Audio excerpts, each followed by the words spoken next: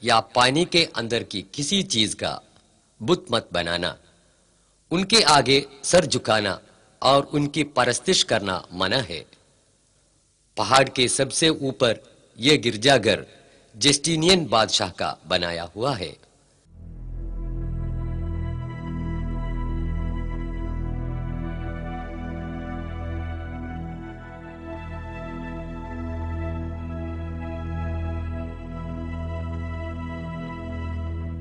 خلافت عثمانیہ میں تعمیر کردہ ایک چھوٹی سی مسجد۔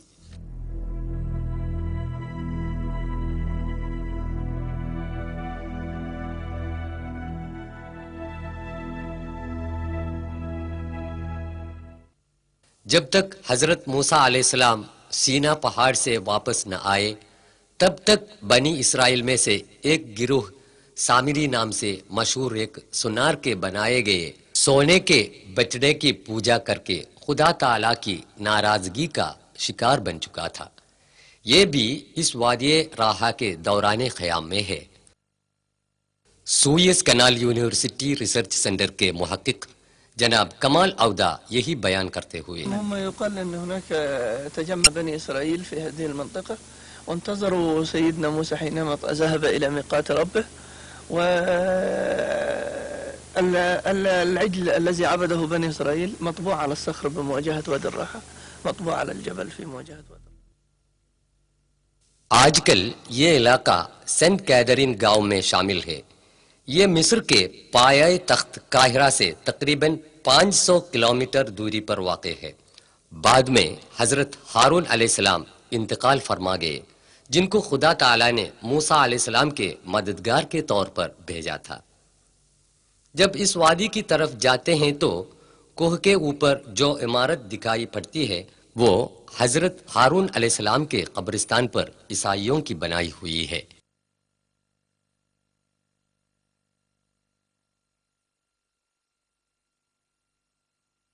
قارون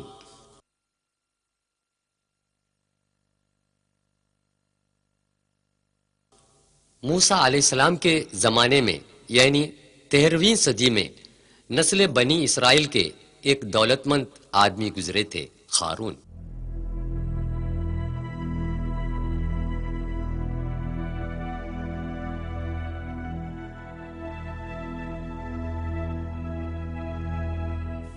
قاہرہ سے 150 کلومیٹر مغرب کی طرف ایک مندر ہے۔ اس مقام کا نام قصر قارون ہے۔ قرآن شریف کے سورہ 28 قصص آیت 74 میں یوں بتایا گیا ہے، إن قارون كان من قوم موسى فبغى عليهم وآتيناه من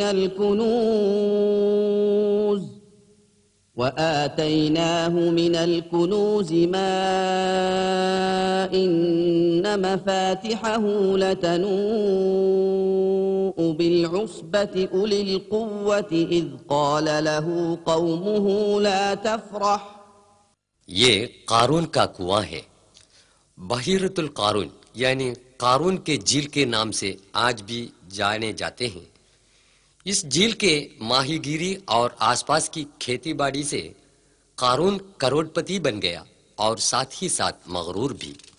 وہ اپنی اس دولت کو اپنے علم اور محنت کا پھل سمجھا۔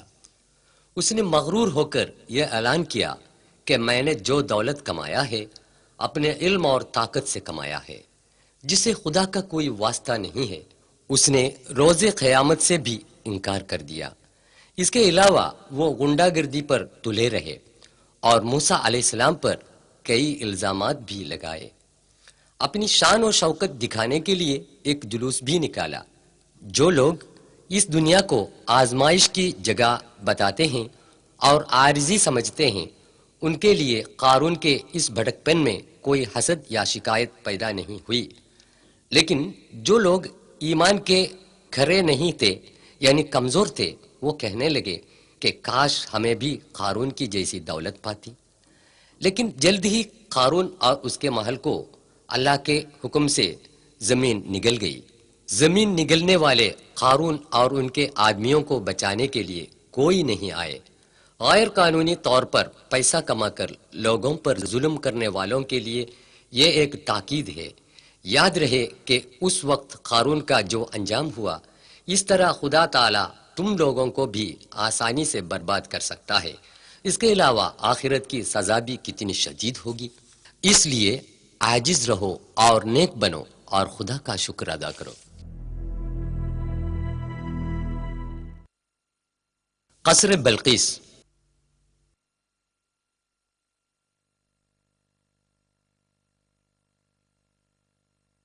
فلسطین میں داؤد علیہ السلام کا صاحبزادہ پیغمبر سلیمان علیہ السلام باپ کے بعد بادشاہ بن گئے۔ ان کی کئی معجزات میں پرندوں اور جانداروں کی زبان سمجھنے اور ان سے بات کرنے کی صلاحیت بھی تھی۔ یمن کے مغرب کے قریب رہنے والے قبیلہ سبا اپنی ملکہ بلقیس کی قیادت میں سورج کی پوجا کرتے ہیں۔ ایک پرندے نے یہ دیکھا۔ ایک دن اس نے سلیمان علیہ السلام کو یہ بات سنائی۔ یہ بلقیس کے مندر کا کھنڈر ہے جہاں سورج کی پوجا ہوتی تھی۔ بلقیس سلطنت بنی طبع کی ملکہ تھی۔ حضرت سلیمان علیہ السلام نے ان کے نام پر ایک خط لکھا جو خدا کے نام سے شروع کرتا ہے، جس میں لکھا ہے کہ مخلوق کی پرستش چھوڑ دو، اس خدا کی عبادت کرو جو اس کائنات کا خالق اور پروردگار ہے۔ انہوں نے یہ بھی لکھا کہ خدا کا حکم مان کر سچے مومن بن جائے۔ خود ہی نے یہ خط یمن میں پہنچا دیا، جس نے حضرت سلیمان علیہ السلام کو ملکہ بلقیس کی خبر دی تھی۔ رانی سبا یعنی کہ ملکہ بلقیس کے محل کے کھنڈر یمن کے سبا میں آج بھی آپ دیکھ سکتے ہیں، جو مخلوق کی پرستش اور خرافات کی ظلمت سے صرف خدائے واحد کی عبادت کرنے کے لیے سچائی کے راستے میں آئی تھی۔ ملکہ بلقیس یمن سے 2200 کلومیٹر دور جیروشلم میں حضرت سلیمان علیہ السلام کے پاس آئی۔ اس سے پہلے تخت ملکہ بلقیس معجزہ کے ذریعے حضرت سلیمان علیہ السلام نے جیروشلم میں پہنچا دیا تھا۔ جیروشلم میں پہنچ کر ملکہ نے اعلان کیا۔ سورہ 27 النمل آیا 44۔ قالت رب إني ظلمت نفسي وأسلمت مع سليمان لله رب العالمين۔ اے میرے پروردگار، میں نے اپنے نفس پر ظلم کیا اور میں سلیمان علیہ السلام کے ساتھ اللہ رب العالمین کی فرما بردار ہوں۔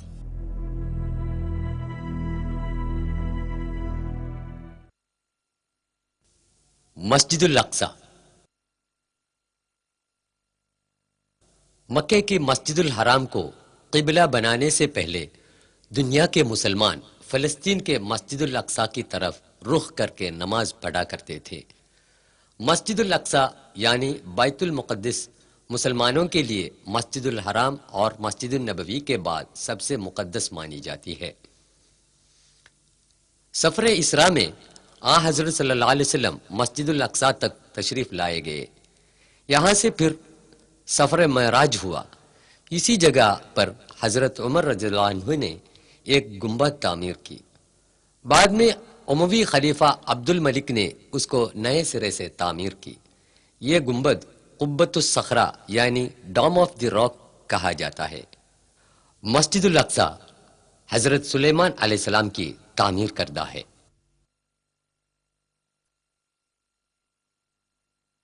یونس علیہ السلام۔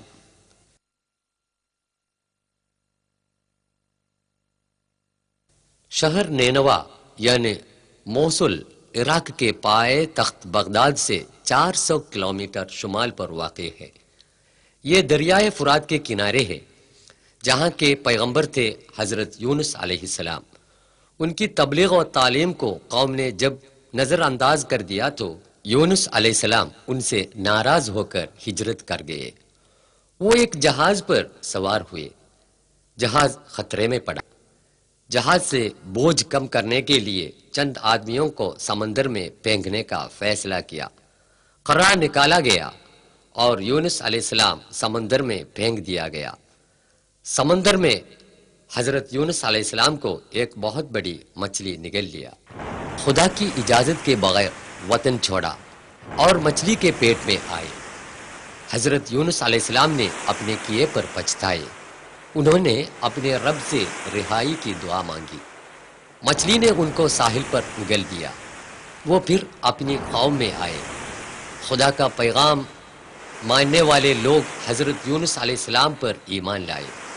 ان کی قوم نافرمان بردار اور مغرور تھی اور خدا نے سزا کی تاکید بھی دی تھی، لیکن جب اس قوم نے اپنی غلطی پر پچھتایا اور توبہ کیا تو سزا سے بچایا اور معاف کر دیا گیا۔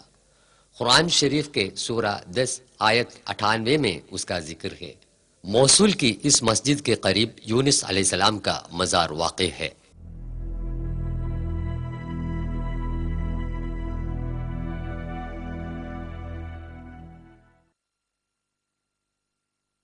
ذوالقرنین۔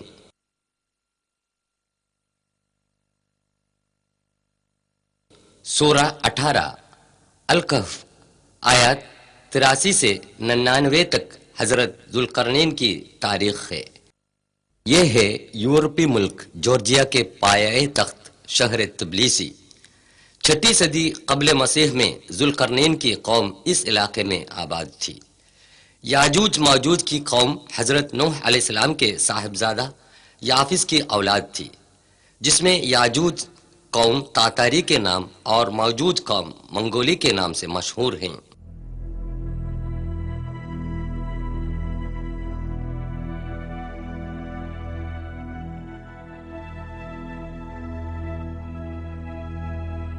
اب ہم شہر تبلیسی سے سفر کر رہے ہیں، داریال گھاٹی کے راستے سے کاکس پہاڑ کے دامن کی اور۔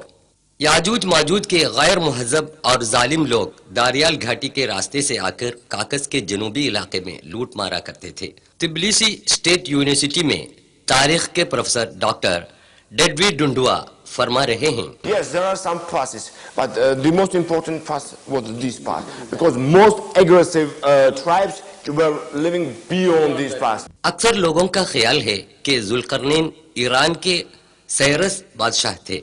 ان لوگوں کی لوٹ مار سے جورجیا کے باشندوں نے اپنے بادشاہ ذوالقرنین سے درخواست کی۔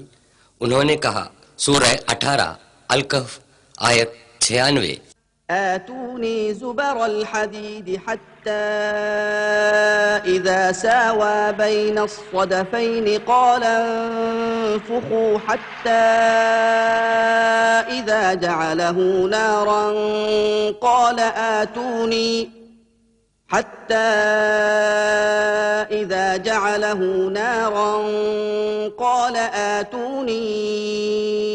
أفرغ عليه قطرا۔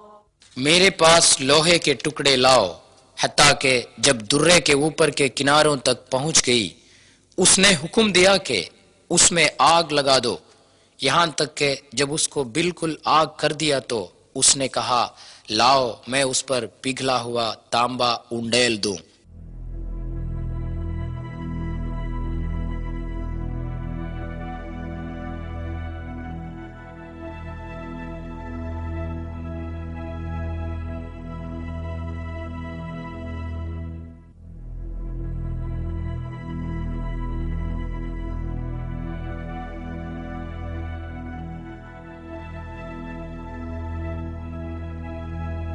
اکثر مفسروں کا بیان ہے ذوالقرنین کی بنائی ہوئی یہ دیوار تبلیسی سے روس کی ریاست اوساتیا تک کے اس راستے میں داریال پہاڑ کی گھاٹی میں واقع تھی۔ وہ دیوار اتنی مضبوط تھی کہ یاجوج ماجوج کی لوٹ مار سے ذوالقرنین کی قوم بچ گئی۔ آگے چل کر یہ دیوار پورے طور پر برباد کی گئی، اب اس کا نام و نشان باقی نہیں۔ فولادی دیوار بنانے کی تکنیکی صلاحیت ذوالقرنین نے اپنی قوم کی بھلائی کے لیے استعمال کی، اور خدا نے ان کا نام آسمانی کتاب میں قیامت تک جاودان بنا دیا۔ سائنس اور ٹیکنالوجی کی تعلیم یافتہ لوگوں کے لیے ذوالقرنین ایک نمونہ ہیں۔ سماج کی ترقی اور بہبودی کے لیے سائنس اور ٹیکنالوجی کا استعمال کریں اور دونوں جہاں میں کامیابی حاصل کریں۔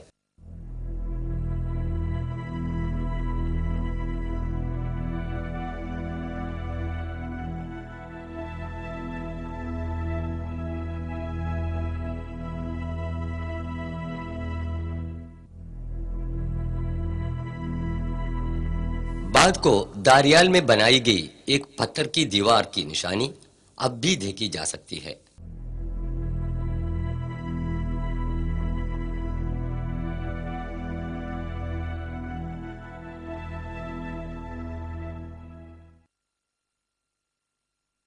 حضرت عیسیٰ علیہ السلام، یہ ہے بیت لحم جو عیسیٰ علیہ السلام کے مقام پیدائش سے مشہور ہے۔ روز محشر میں خدا تعالی حضرت عیسیٰ علیہ السلام سے مخاطب ہو کر یوں کہے گا۔ قرآن یوں بیان کرتا ہے، سورہ 5 مائدہ آیت 116 کا خلاصہ مختصراً یوں ہے: صاحبزادے مریم، کیا تو نے یہ بتایا تھا کہ سوائے اللہ کے تجھے اور تیری والدے کو خدا بنائے؟ تب حضرت عیسیٰ علیہ السلام فرمائے گا، تو کتنا پاک ہے، میں وہ نہیں کہہ سکتا جسے کہنے کا مجھے حق نہیں ہے۔ اگر میں وہ کہا ہوتا تو بے شک تو جانتا، میرے دل میں جو ہے وہ تو جانتا ہے، تیرے دل میں کیا ہے میں نہیں جانتا، بے شک تو ہی غیب کا جاننے والا ہے۔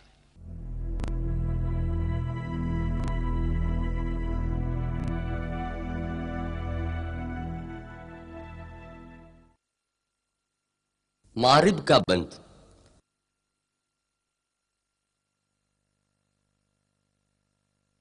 مارب یمن کی راجدھانی سنا سے 200 کلومیٹر کے فاصلے پر واقع ہے۔ یہاں کی ملکہ بلقیس قبیلے سبا کی تھی۔ حضرت سلیمان علیہ السلام پر ایمان لائیں اور یروشلم چلی گئی تھیں۔ یہ اس زمانے کے سبا قبیلہ کے مکانات ہیں۔ ان کو خدا تعالیٰ نے بے شمار نعمتیں عطا کی تھیں۔ سورہ 34 سبا آیت 15 میں اس کا بیان ہے۔ عیش و عشرت میں ڈوب کر کفر اور بے وفائی میں رہنے والے قبیلے سبا کے باغات یہاں تھے۔ ان کے باغات کی آبیاری کے لیے جو بند استعمال کیا تھا وہ بند ٹوٹ گیا۔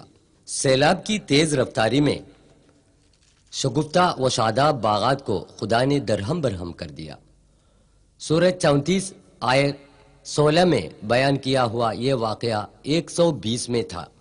لقد كان لسبإ في مسكنهم آية جنتان عن يمين وشمال كلوا من رزق ربكم واشكروا له بلدة طيبة ورب غفور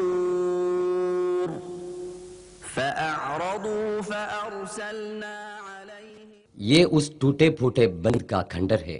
فأعرضوا فأرسلنا عليهم سيل العرم وبدلناهم بجنتيهم جنتين ذواتي أكل خمط وأثل وبدلناهم بجنتيهم جنتين ذواتي أكل خمط وأثل وشيء من سدر قليل۔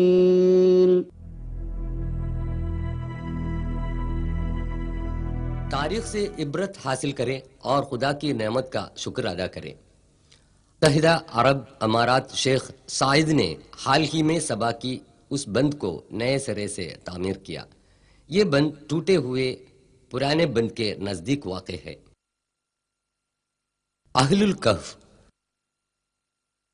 اب ہم جا رہے ہیں اس غار کی طرف جس کا ذکر قرآن کی سورہ الکہف آیت 9 سے 26 تک تفصیل سے بیان کیا گیا ہے۔ ٹراجن 98 سے 117 عیسوی تک سلطنت روم کا عیسائی بادشاہ تھا۔ اس نے اپنی قوم کو بت پرستی پر مجبور کر دیا۔ جن لوگوں نے انکار کر دیا انہیں قتل کرنے کا حکم جاری کیا، لیکن 6 نوجوانوں نے اعلان کیا کہ ہم صرف خدائے واحد کی عبادت کریں گے جس کا کوئی شریک نہیں۔ یشو کی مورت یا کسی اور بتوں کی پوجا کرنے سے بھی انہوں نے انکار کیا۔ ٹراجن دقیانوس بادشاہ کے ظلم و ستم سے بچ کر یہ 6 نوجوان وہاں سے ہجرت کر گئے۔ راستے میں ایک نوجوان چرواہے نے اسلام قبول کر ان لوگوں میں شامل ہو گیا۔ चरवाहे के कुत्ते को साथ लेकर सातों नौजवान जोर्दान के पाए तख्त अम्मान के करीबी इलाके रकीम के एक पहाड़ के दामन में एक कोह में पनाह ली और उन्होंने खुदा से दुआ की, ऐ परवरदिगार, तेरी रहमत हम पर अता फरमा और हमारी बिगड़ी बात को बनाकर हमारी मुश्किलें आसान फरमा। खुदा ने उन्हें निडर बना दिया और गहरी नींद सुलाया। 300 साल की मुसलसल नींद से ये नौजवान बेदार हो गए तो उन्हें ऐसा महसूस हुआ कि हम चंद घंटों के लिए सो गए थे। इस गलत फहमी में उनमें से एक को खाना लाने के लिए बाजार में भेज दिया। वहां सदियों पहले का सिक्का देखकर नौजवान पर शक पैदा हुआ और उसे वाली के सामने पेश किया गया। वाली ने समझ लिया कि ये 7 नौजवान 300 साल पहले खुदाए वाहिद पर ईमान लाकर उस गार में पनाह गुज़ीन थे और अब खुदा के हुक्म से बेदार हो गए हैं। वाली ने उस नौजवान को शाहिनशाह बैजेंटियन थियोडिशस सानी के सामने हाजिर किया। थियोडिशस का ज़माना हुकूमत 408 से 450 ईस्वी तक था। दूसरे नौजवानों को देखने के लिए नौजवान के साथ बादशाह, वाली और वहां के लोग गार में आए और उनकी बड़ी इज्जत की। इस कुदरत इलाही पर सब लोग अचंभे में पड़ गए। इस वाक़ये के जरिए खुदा ये दिखा रहा था, हर इंसान रोज़े महशर में फिर से जिंदा किया जाएगा। ये 7 नौजवान फिर से गार में गहरी नींद सुलाए गए और मौत की आगोश में हमेशा के लिए सो गए। उनकी लाशें गार में अलग अलग कब्रों में मुदफिन थीं, लेकिन बाद में एक ही कब्र में दफन की गई। आज भी उनकी हड्डियां कब्र में महफूज हैं। गार का पहरेदार मोहम्मद यूसुफ अबू अरकूब उसका बयान दे रहा है।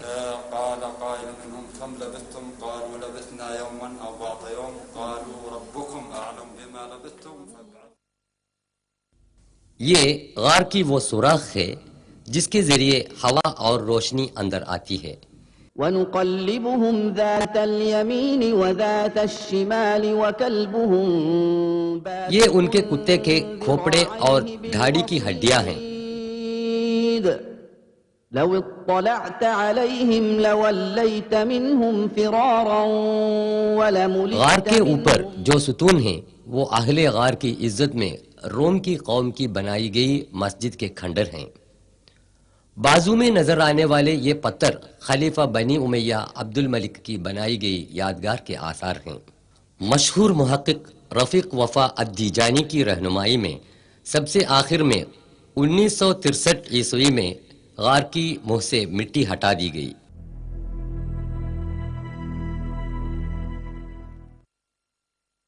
अब्रहत।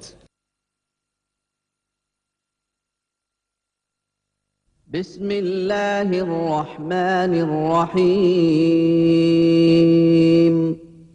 अलम तर कैफ फअल रब्बुक बिअस्हाबिल फील अलम यजअल कैदहुम फी तضलील وأرسل عليهم طيرا أبابيل ترميهم بحجارة من سجيل فجعلهم كعصف مأكول सने 571 ईस्वी में हुजूर अकरम सल्लल्लाहु अलैहि वसल्लम की पैदाइश के चंद दिन पहले का वाक़या है। अब्रहत यमन का बादशाह था जो शाहिनशाह नज्जाशी के मातहत हुकूमत करता था। अब्रहत ने यमन में ओल्ड सन्ना मार्केट के करीब गरकदुल कलीस में कायबे शरीफ के खिलाफ एक इबादतगाह बनाई।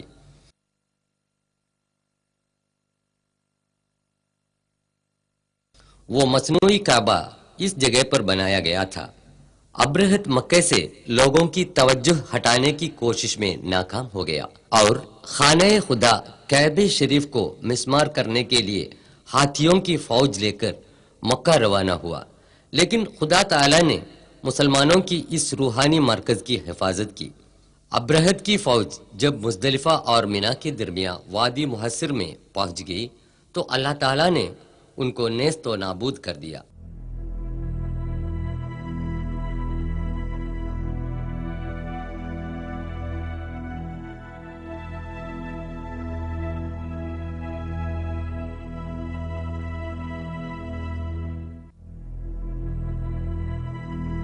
یہ وہ جگہ دکھائی دے رہی ہے۔ سورہ 105 الفیل میں اس کا بیان ہے، کیا تو نے دیکھا نہیں کہ ہاتھی والوں کے ساتھ تیرے رب نے کیا سلوک کیا؟ خدا نے ان کی تدبیروں کو ناکام کر دیا، ان پر ابابیل پرندے بھیجے گئے جو ان پر پتھر کی کنکریاں پھینکتے تھے، پھر ان کو کھایا ہوا بھس کی طرح کر ڈالا۔ سرور عالم حضرت صلی اللہ علیہ وسلم جب 40 برس کے ہو گئے تو مکے سے 3 کلومیٹر دور جبل نور کے غار ہرا میں جا کر اکیلے بیٹھا کرتے تھے۔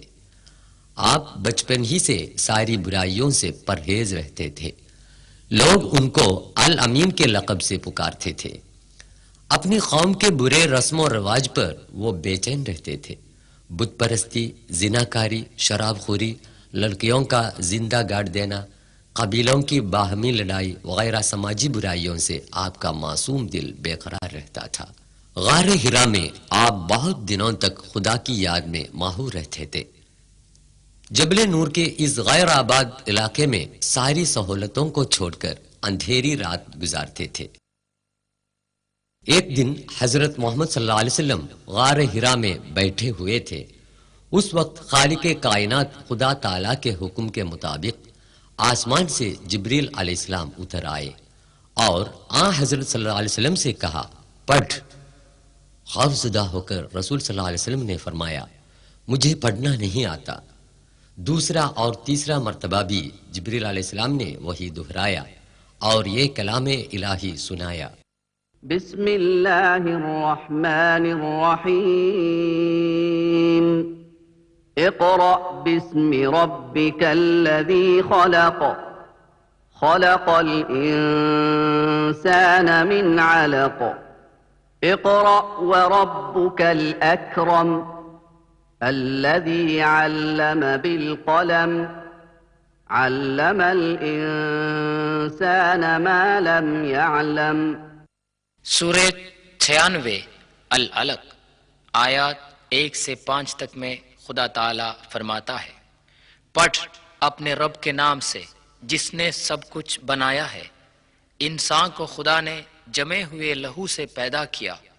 اپنے رب کا نام پڑھا کر تیرا پروردگار بڑا عزت والا ہے، جس نے قلم کے ذریعے علم سکھایا، اس کو سکھایا جو وہ نہ جانتا تھا۔ اس کے بعد جبریل علیہ السلام غائب ہو گئے۔ یہاں پر اس قرآن کریم کی ابتدا ہوئی جو سنہ عیسوی 610 سے قیامت تک آنے والے سارے انسانوں کے لیے چشمہ ہدایت ہے۔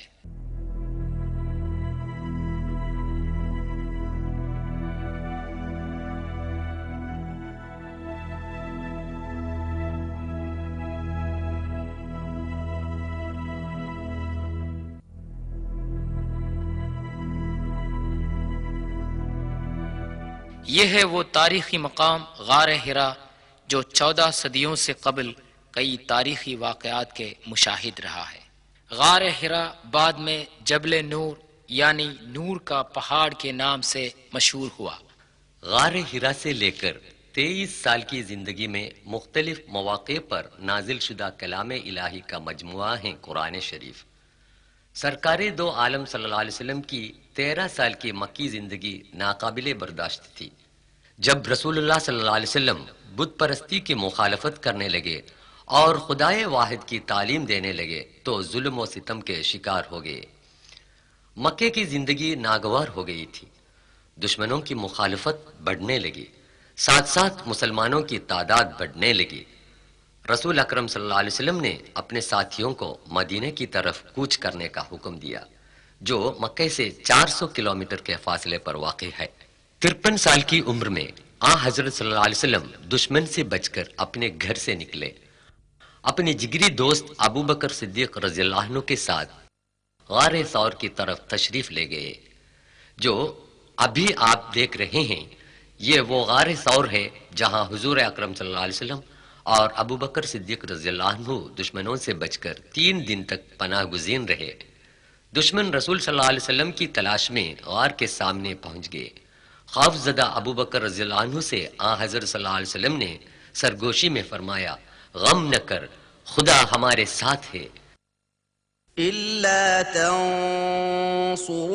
فقد نصره الله إذ أخرجه الذين كفروا ثاني اثنين إذ هما في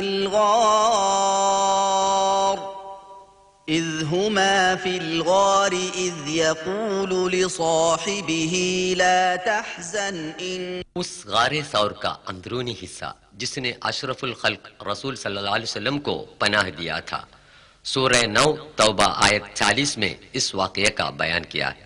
دشمنوں کے چلے جانے کے بعد حضرت صلی اللہ علیہ وسلم اور حضرت ابو بکر رضی اللہ عنہ ایک رہنما کے ساتھ اونٹ پر سوار ہو کر مدینے کی طرف روانہ ہو گئے۔ جبل ثور سے جبل حرا کا منظر۔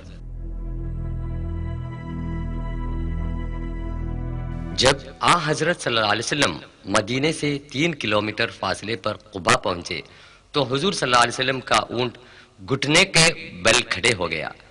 خدا کے حکم کے مطابق رسول صلی اللہ علیہ وسلم کی نگرانی میں 4 دن میں مسجد قباء بنائی گئی۔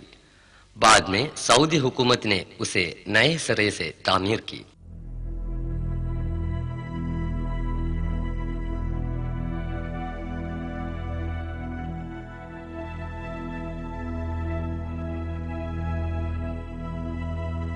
پھر مدینے کے راستے میں وادی سلام پہنچ کر حضرت صلی اللہ علیہ وسلم نے اسی مسجد میں پہلی بار جمعہ کی نماز ادا کی۔ یہ مسجد الجمعہ ہے۔ بعد میں یہ مسجد بھی حکومت نے نئے سرے سے تعمیر کی۔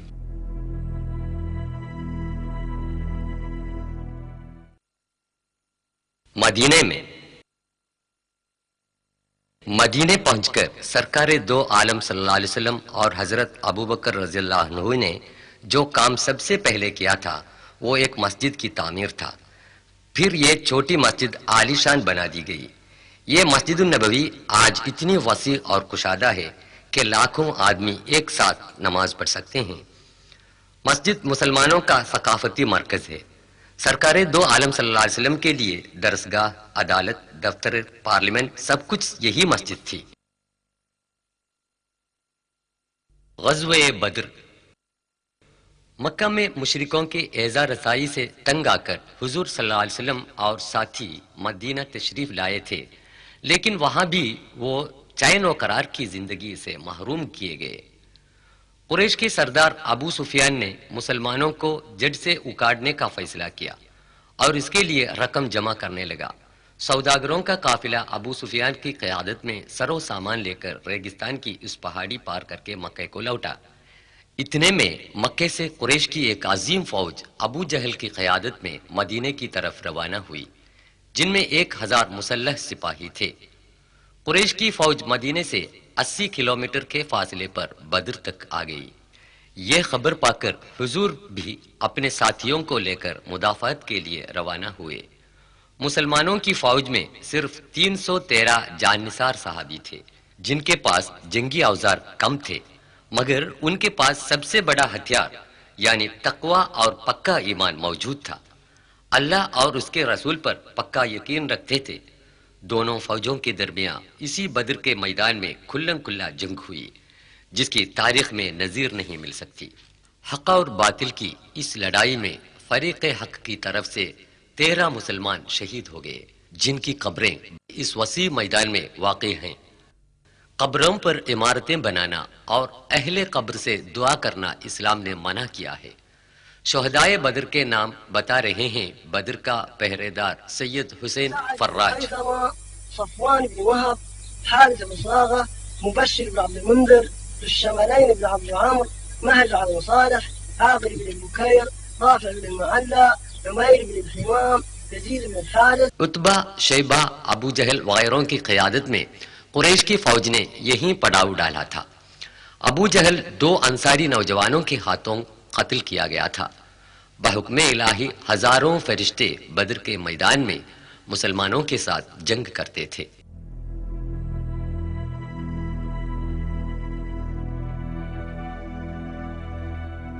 حضور اکرم صلی اللہ علیہ وسلم کی سرداری میں مسلمانوں کی فوج نے یہیں خیمہ ڈالا تھا۔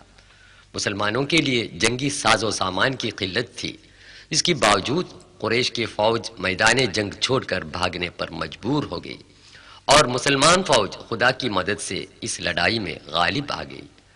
جہاں پیغمبر حضرت محمد صلی اللہ علیہ وسلم کا خیمہ ڈالا گیا تھا وہاں آج ایک مسجد بنی ہوئی ہے اور وہ ہے مسجد حارث۔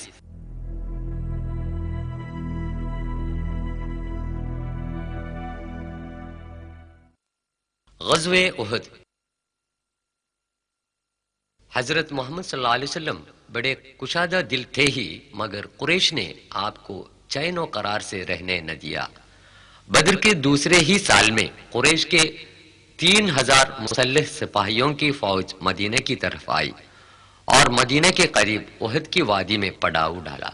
یہ ہے جبل الرمات جہاں حضور اکرم صلی اللہ علیہ وسلم نے عبداللہ بن جبیر رضی اللہ عنہ کی قیادت میں 50 تیر اندازوں کو پہرے پر کھڑا کر دیا تھا اور حکم دیا جب تک میری اجازت نہ ملے تب تک ٹیلے سے نیچے نہ اترنا اور دشمنوں کی طرف تیر چلاتے رہنا۔ شہر مدینہ کے قریب جبل الرمات کی اسی وادی میں 700 مسلمان اور 3000 کفار کے درمیان گھماسان جنگ ہوئی تھی۔ خدا پرست اور جان نثار مسلمانوں کے سامنے کفار کے پاؤں اکھڑ گئے۔ قریش کی فوج کے علمبردار اور سرداروں کے مارے جانے پر وہ پیچھے ہٹنے لگے۔ مسلمان سپاہی مال غنیمت جمع کرنے میں مصروف ہوئے۔ یہ دیکھ کر تیر انداز سپاہی جبل الرمات سے نیچے آئے اور غنیمت جمع کرنے میں شامل ہو گئے۔ اب پہاڑی پر صرف 10 آدمی باقی رہ گئے تھے۔ خالد بن ولید جو قریش کے گھڑ سواروں کا سردار تھا موقع پا کر اپنے ساتھیوں کے ساتھ پہاڑ پر چڑھ گیا اور رہے سہے مسلمانوں پر وار کرنے لگے۔ اس ناگہاں حملے پر مسلمان فوج درہم برہم ہو گئی اور وہ آپس میں لڑنے لگے اور بہت سے مسلمان شہید ہو گئے۔ تھوڑی ہی دیر میں مسلمانوں نے پھر سے ہمت سنبھالی اور دشمنوں پر زور سے حملہ کرنے لگے تو دشمن میدان جنگ سے فرار ہو گئے۔ احد کے اس احاطے میں تقریباً 7 شہداء کی قبریں موجود ہیں۔ ان قبروں پر پتھر کے نشان تک موجود نہیں۔ بیچ میں سید الشہداء حضرت حمزہ بن عبد المطلب کی قبر ہے۔ غزوہ احد یہ سبق دیتا ہے کہ دین کی خاطر کام کرنے والوں کو کامیابی حاصل ہوتی ہے جبکہ دین پر دنیا کو ترجیح دینے والوں کو ناکامی حاصل ہوتی ہے۔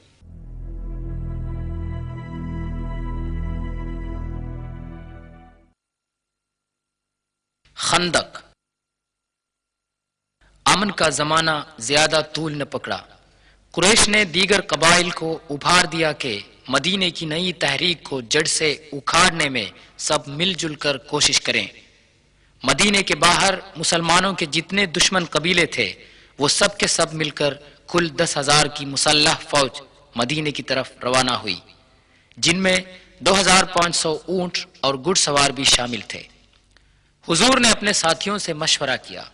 حضرت سلمان الفارسی نے جنگی تدبیر پیش کی کہ مدینے کی چاروں طرف خندق کھدوا کر دشمنوں کو مدافعت کرے۔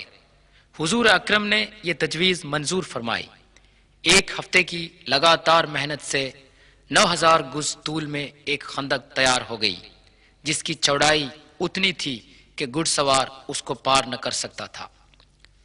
قحط کا زمانہ تھا کہ حضور اور ساتھی بھوک کے مارے بڑی تکلیف میں تھے، یہاں تک کہ پتھر پیٹ میں باندھ کر بھی کھدوائی کرتے تھے۔ کفار کی فوج مدینے کے پاس آ گئی تو خندق دیکھ کر حیرت میں پڑ گئی۔ چند دنوں تک فریقوں کے درمیان تیر بازی کا مقابلہ ہوا۔ مدینے کے اندر یہودیوں کا جو قبیلہ تھا وہ بھی دشمنوں کے ساتھ ہو لیا تو مسلمانوں کو بڑی دقت پیش آئی۔ غزوہ خندق میں حضور کا خیمہ اس جگہ پر تھا جہاں آج مسجد الفتح واقع ہے۔ یہی حالت کئی دنوں تک ہوتی رہی۔ آخر رات کو سخت آندھی اور موسلے دار بارش ہونے لگی۔ آندھی میں دشمنوں کے خیمے اڑ گئے۔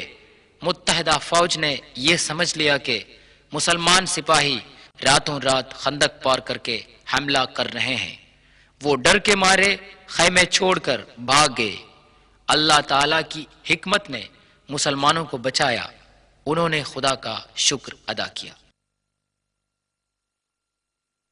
خیبر۔ صلح حدیبیہ کے بعد مدینے میں امن و امان قائم ہوا، مگر خندق کے تجربے سے مسلمان یہ سمجھ سکے کہ مدینے کے اندر جب تک دھوکے باز یہودی قبائل موجود رہیں گے تب تک چین و امن قائم نہ رہے گا۔ حضور صلی اللہ علیہ وسلم کی قیادت میں مسلمانوں کی فوج خیبر کی طرف روانہ ہوئی، جس میں 100 گھڑ سوار اور 160 مسلح سپاہی تھے۔ یہ خیبر کے یہودیوں کا قلعہ مرحب ہے۔ مسلمانوں نے بہت دنوں تک قلعہ کو گھیر لیا، آخر تنگ آ کر یہودی قلعے سے باہر آئے اور ہار مان لی۔ یہ 6 منزلہ قلعہ 1500 سال کے بعد بھی تاریخ اسلام کا چشمدید گواہ ہے۔ یہ کیچڑ اور گیہوں کے گھاس کی گوندا بنا کر کھجور کی لکڑیوں سے بنایا گیا ہے۔ خیبر کے یہودیوں کے مکانوں کے کھنڈر آج بھی موجود ہیں۔ یہ خیبر کے یہودیوں کی عبادت گاہ ہے۔ کفار کا نیست و نابود کرنا حضرت صلی اللہ علیہ وسلم کا اصول نہیں تھا، بلکہ ان مغلوب یہودیوں کے ساتھ بھی مروت کا سلوک کیا۔ ترمیم شدہ تورات کے نسخے انہیں واپس کر دیے جو مسلمان سپاہیوں نے ان سے ضبط کر لیے تھے۔ کھیتی باڑی کی زمین واپس کرنے کی فرمائش کو بھی رسول صلی اللہ علیہ وسلم نے منظور فرمایا۔ یہودیوں سے صلح کرنے کے بعد ہی مسلمان خیبر سے واپس آئے۔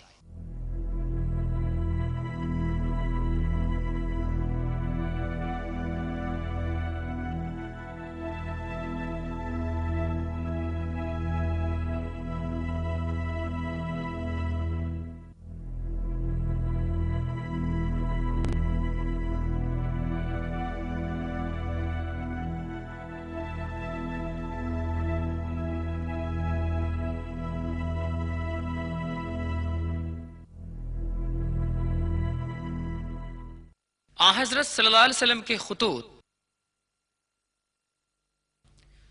حضرت محمد صلی اللہ علیہ وسلم ساری دنیا کے لیے پیغمبر بنا کے بھیجے گئے ہیں۔ یہ اس خط کی کاپی ہے جو حضرت نے شہنشاہ مصر مقوقس کو اسلام کی دعوت دیتے ہوئے لکھا تھا۔ اگرچہ اس کی کتابت حضور اکرم صلی اللہ علیہ وسلم کی نہیں ہے، لیکن اس پر آپ کی انگوٹی کا مہر محمد الرسول اللہ نظر آ سکتا ہے۔ معطا بلاد شام کے شہنشاہ ہرقل کے گورنر کے پاس حضور نے ایک قاصد بھیجا۔ 1000 کلومیٹر گھوڑے پر اکیلے سوار ہو کر تپتے صحراؤں اور وادیوں سے گزر کر حضرت حارث بن عمیر الازدی رضی اللہ عنہ 629 عیسوی میں معطا پہنچے اور گورنر کو حضور کا خط دیا۔ اس نے غصے میں آ کر حضرت کے قاصد کو بے رحمی سے مار ڈالا۔ یہ عام قاعدہ تھا کہ کوئی بھی قاصد قتل نہ کیا جائے۔ حضور کو قاصد کے قتل کی خبر پا کر بہت دکھ ہوا۔ آپ نے اپنے منہ بولے بیٹے زید بن حارث کو 3000 سپاہیوں کے ساتھ معطا بھیجا۔ رخصت کے وقت حضور نے یہ ہدایت دی کہ بوڑھوں، بچوں اور عورتوں کا قتل نہ کریں، عمارتیں تباہ و برباد نہ کریں، پیڑ پودے نہ کاٹیں۔ صحراؤں سے ہوتے ہوئے فوج بڑی مشکل سے معطا پہنچی۔ یہ معطے کا وہ میدان جنگ ہے جہاں 3000 مسلمان سپاہیوں کے مقابلے میں روم کے 2 لاکھ مسلح سپاہیوں نے جنگ کی تھی۔ معطا آج کل جوردان میں ہے۔ یہ پتھر اس تاریخی عمارت کے کھنڈر ہیں جو اموی خلیفہ عبد الملک کے زمانے خلافت میں بنائی گئی تھیں۔ اسلامی جھنڈا لے کر حضرت زید بن حارث رضی اللہ عنہ بڑی مردانگی سے لڑ رہا تھا کہ میدان جنگ میں ٹوٹ پڑا اور شہادت حاصل کی۔ فوراً ہی جعفر بن ابی طالب رضی اللہ عنہ نے جھنڈا سنبھال لیا اور دشمنوں کی طرف آگے بڑھے۔ ہاتھوں کے کٹ جانے کے بعد انہوں نے جھنڈا بغل میں لے لیا، وہ بھی اللہ کو پیارے ہو گئے۔ ان تینوں شہادتوں کی خبر پا کر سرور عالم حضرت صلی اللہ علیہ وسلم نے ان کی جنت نصیبی کی خوشخبری سنائی۔ یہ جو نشان اونچا نظر آتا ہے ان اصحاب کی قبریں نہیں ہیں، بلکہ ان کی شہادت کی یادگار نشانی ہے۔ اب حضرت خالد بن ولید رضی اللہ عنہ نے مسلمان فوج کی قیادت لے لی، جو مانے ہوئے بہادر اور جنگجو تھے۔ انہوں نے سپاہیوں کے دستوں کو نئے سر سے ترتیب دی۔ روم کی فوج نے سمجھا کہ مدینے سے نئی فوج مسلمانوں کی مدد کے لیے آ پہنچی ہے، اور وہ ڈر کے مارے فرار ہو گئے۔ پھر ایک بار یہ ثابت ہوا کہ لڑائی جیتنے کا سب سے بڑا پیمانہ ایمان، خود اعتمادی اور یقین کامل ہی ہے، نہ کہ ہتھیار، ساز و سامان اور سپاہیوں کی تعداد۔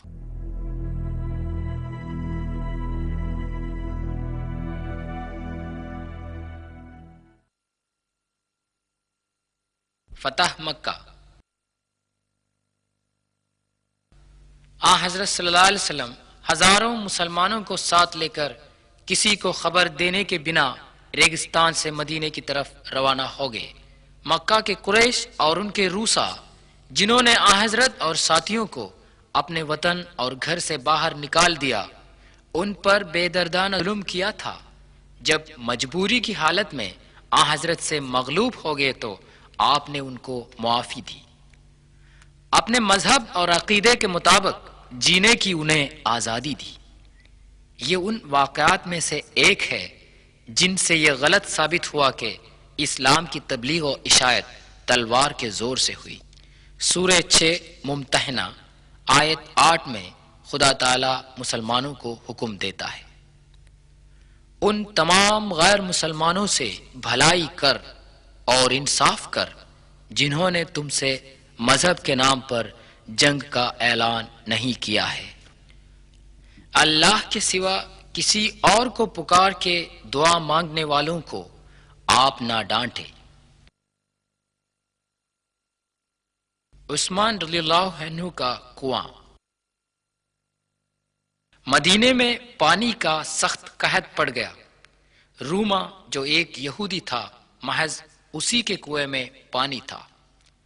پیغمبر حضرت محمد صلی اللہ علیہ وسلم نے فرمایا، جو کوئی روما کا کنواں خرید کر مسلمانوں کے لیے وقف کر دے گا، اس کو جنت نصیب ہوگی۔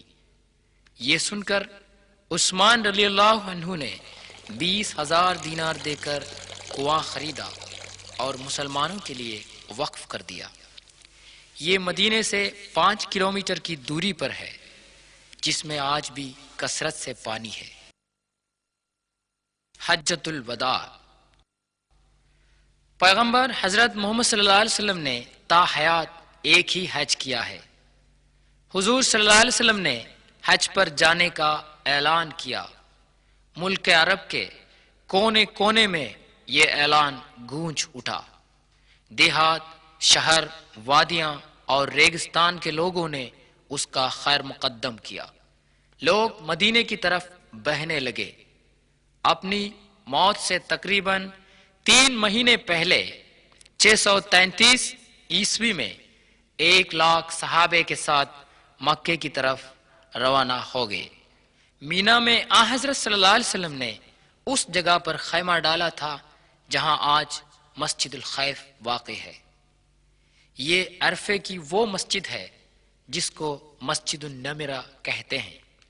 حضرت صلی اللہ علیہ وسلم نے 9 ذی حج کو عرفے سے تاریخی خطبہ فرمایا تھا، اے لوگو میری باتوں کو غور سے سنو، یہ ہمیں معلوم نہیں کہ اس جگہ پر پھر کبھی ہم جمع ہو جائیں۔ اے لوگو آپ کی جان اور مال قیامت کے دن تک پاک رہے گا۔ آپ لوگوں کو عورتوں کا حق ادا کرنا چاہیے اور عورتیں آپ کا حق ادا کریں۔ پہننے کے لیے لباس اور ان کے لیے روٹی مہیا کریں، ان سے رحم دلی سے پیش آئے۔ وہ آپ کے رفیق حیات اور آپ ان کے سہارے ہیں۔ کلام الہی کے نام سے ان کو آپ کے لیے زوج کے طور پر جائز کیا گیا ہے۔ اے لوگو میری باتوں پر غور فرمائے، میں آپ لوگوں میں ایک بہت بڑی بات کو چھوڑ کر جاتا ہوں۔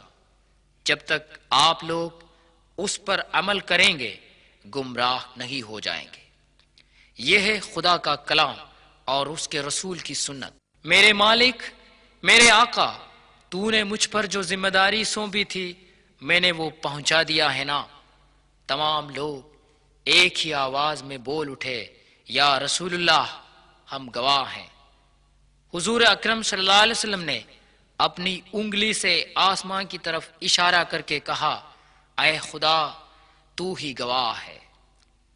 دنیا کے تمام ممالک کے مسلمان رنگ و نسل، زبان اور مال دولت کے امتیازات کو چھوڑ چھاڑ کر عرفہ کے دن یہیں جمع رہتے ہیں۔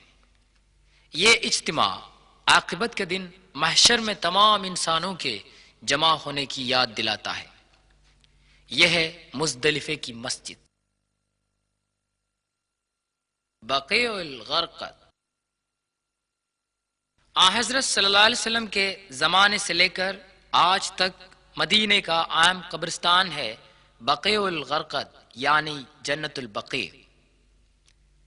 یہاں پر حضور صلی اللہ علیہ وسلم کی ازواج مطہرات، صاحبزادے حضرت عثمان بن عفان رضی اللہ عنہ اور دیگر بزرگوار حضرات و خواتین مدفون ہیں۔ حضرت صلی اللہ علیہ وسلم کی وفات 8 جون 632 عیسوی۔ یہ وہ دن ہے کہ آخری پیغمبر رحمت للعالمین حضرت محمد صلی اللہ علیہ وسلم نے سلسلہ رسالت کو ختم کر کے اس دنیا کو خیر باد کہا۔ آپ کی وفات حضرت عائشہ صدیقہ کے گھر میں ہوئی اور وہیں دفن کیے گئے۔ مدینے میں مسجد النبوی سے لگی ہوئی اس عمارت کے اندر حضرت صلی اللہ علیہ وسلم کا مزار شریف ہے۔ حضرت ابوبکر صدیق اور حضرت عمر بن خطاب رضی اللہ عنہ کی قبریں بھی حضور کے پاس واقع ہیں۔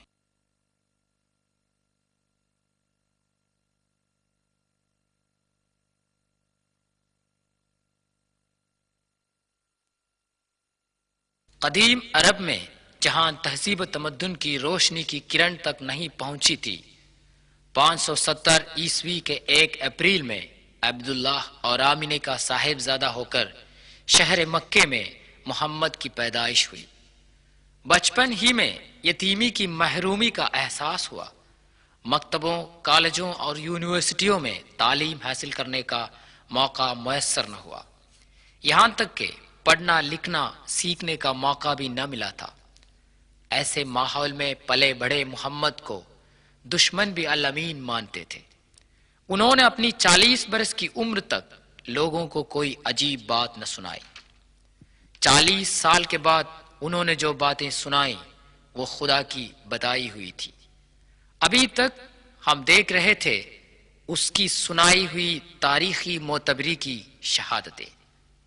قرآن مجید وہ کلام ہے جو گھر کی رسوئی سے لے کر بین الاقوامی سطح تک انسانی زندگی کی تمام سطحوں کی رہنمائی کرتا ہے۔ توجہ فرمائے، خدا جل جلالہ واحد اور تمام دنیا کا رکھوالا ہے۔ یہوہ، اللہ، پرمیشور، مختلف ناموں میں مشہور یہ وہی خدا ہے۔ اسی خدا کی عبادت کر، بغیر کسی وسیلے کے خدا سے دعا کر۔ وہ مخلوق نہیں ہے، تمام مخلوقات کا خالق ہے۔ اسی حقیقت کو ہزاروں سالوں سے آدم سے لے کر یشوع، موسیٰ اور محمد تک سارے پیغمبران اعلان کرتے آئے ہیں۔ عارضی لذت کے شیدائی انسانوں کے لیے خدا کے پیغمبر تاکید دیتے ہیں، احتیاط رکھ کہ موت کے بعد ایک زندگی ہے، قیامت کے بعد تو پھر سے زندہ کیا جائے گا اور تیرے اعمال کا حساب لیا جائے گا۔ بھلائی کے بدلے میں جنت اور برائی کے بدلے میں جہنم ہمارا انتظار کر رہے ہیں۔ یہ حقیقت ہے۔ پڑھ، قرآن شریف تمام الہامی کتابوں کی اتمام و تکمیل ہے، جو حضرت محمد صلی اللہ علیہ وسلم کے لیے نازل ہوا اور رہتی دنیا تک اس میں کوئی تبدیل و تفریق نہیں ہو سکتی۔ یہی ایک ذریعہ ہے جس سے اس دنیا میں امن و امان اور آخرت میں جنت جاوداں حاصل ہو سکتی ہے۔ اے پروردگار عالم، دونوں جہاں میں ہمیں کامیابی و کامرانی کی توفیق عطا فرمائے، آمین۔